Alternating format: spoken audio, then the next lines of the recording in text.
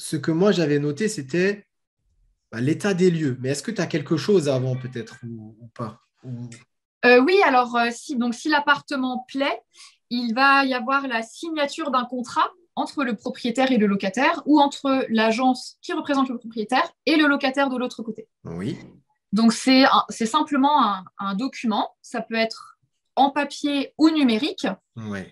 qui explique les obligations du propriétaire et les obligations du locataire, comme le montant du loyer, des charges, Et le la, bien, hein, tout simplement d'écrire le bien, etc. et la caution, finalement, on a Tout à oublié. fait.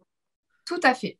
Ça, c'est l'étape d'après où Ah, justement le propriétaire ou l'agence immobilière vont demander au locataire le paiement de la caution. Donc en fait, c'est pas tout à fait juste parce que c'est vrai que tout le monde dit caution, mais juridiquement, donc je suis une juriste, donc je le dis, ça s'appelle un dépôt de garantie. ouais. Donc c'est justement pour garantir, si jamais vous peignez le mur en rouge et que vous le laissez à votre départ, le propriétaire va retenir une somme d'argent sur le dépôt de garantie. Il vous rendra la différence, mais il va retenir une somme d'argent pour repeindre comme c'était à l'origine en blanc. Ouais.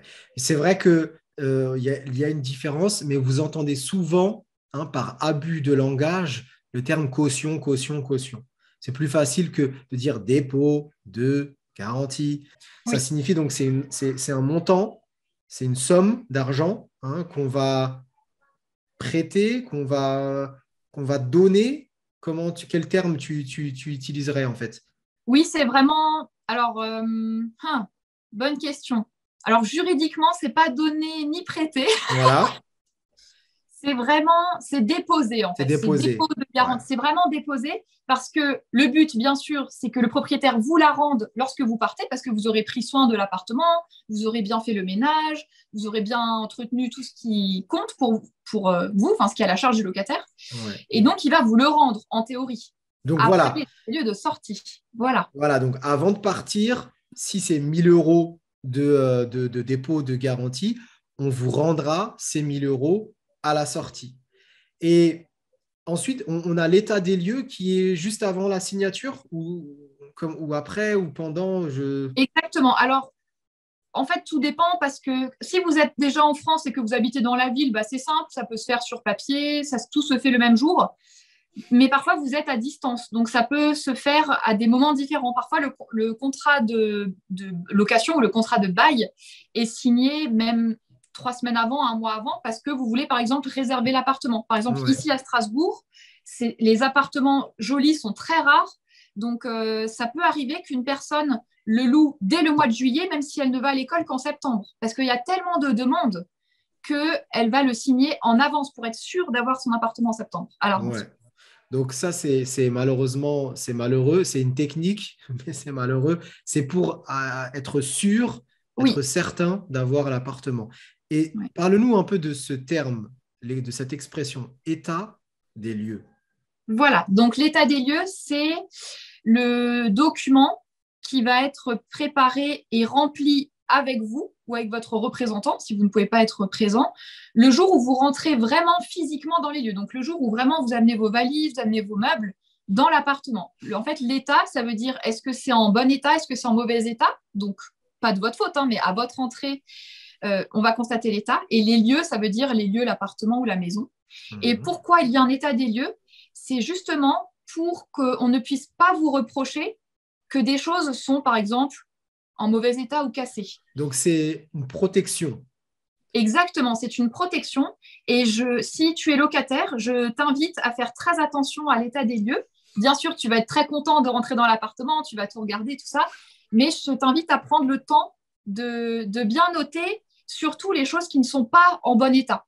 Ouais, Parce qu'il faut pas que, parce que si tu ne le fais pas, le propriétaire pourra te reprocher dans 1 an, dans 5 ans, que c'est toi qui as fait le dégât, alors que ça y était déjà. Donc il faut vraiment, vraiment, vraiment bien faire attention. Si tu ouais. vois des trous dans un mur, si tu vois un trait de peinture, si tu vois Une que le sol a fissure. une fissure, ça, il faut Ouais, le signaler. ouais. Oui. Et il Ok. faut l'écrire surtout. Et Faut vérifier que l'écrire. ça a bien été écrit. Oui. Et même faire une photo peut-être à Ah l'entrée. oui, ça Hein. c'est parfait. Alors ça, c'est le travail du propriétaire ou de l'agence immobilière. Mais Ok. moi, je te conseille toujours de vérifier ce travail. Mhm. Et si tu as un doute, tu prends la photo et tu l'envoies par email. Comme ça, il y a la date et l'heure. D'accord, très bien. OK, OK.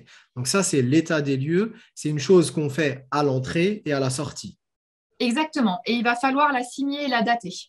OK, OK, très bien. D'accord. Rue commerçante, j'avais noté le vis-à-vis, tout ça. Est-ce que tu fais attention à tout ça? Hein? Le vis-à-vis. Toi, est-ce que c'est problématique? Une rue Alors, commerçante? oui, alors moi, je suis une citadine. Donc, ça veut dire que j'aime habiter en ville.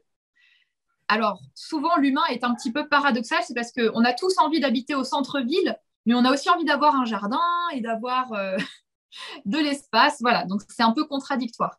Donc, Ouais. en ville, je ne peux pas être trop exigeante.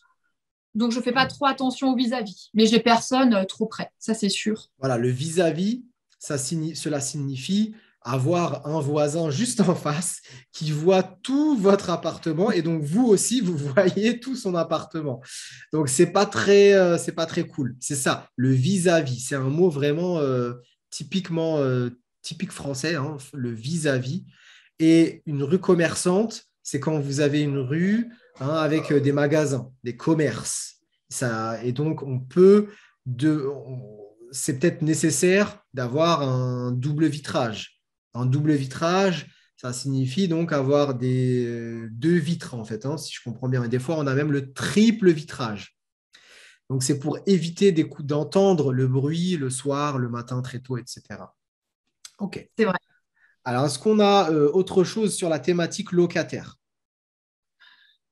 Je pense que c'est tout. Je pense que c'est important quand vous avez une question sur l'entretien ou une question n'importe laquelle, je pense que c'est important de le dire à votre propriétaire, de toujours communiquer avec lui si vous avez un problème, si vous avez un retard de paiement, si par exemple peut-être votre employeur, on est le 5 ou le 8, il ne vous a pas encore envoyé votre salaire, bah, peut-être faire un petit SMS à votre propriétaire en disant je suis désolé, je vous réglerai le loyer plutôt le 12 alors qu'on avait dit le 5 et des choses comme ça. Donc moi, je vous conseille toujours d'avoir une bonne communication. Ce n'est pas forcément votre ami, il n'y a pas de souci si vous ne l'aimez pas, mais je pense que c'est important d'avoir une bonne relation avec lui de confiance.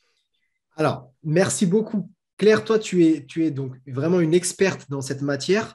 Tu es toi-même donc propriétaire, aussi locataire.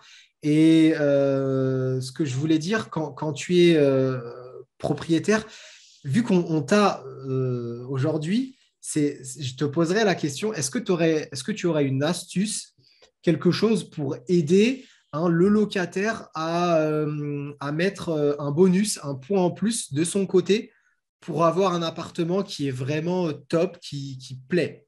Est-ce que Oui. tu parlais tout à l'heure de respect, de fiabilité, de politesse aussi, je crois, c'était ça, c'était les trois termes qui sont importants pour toi.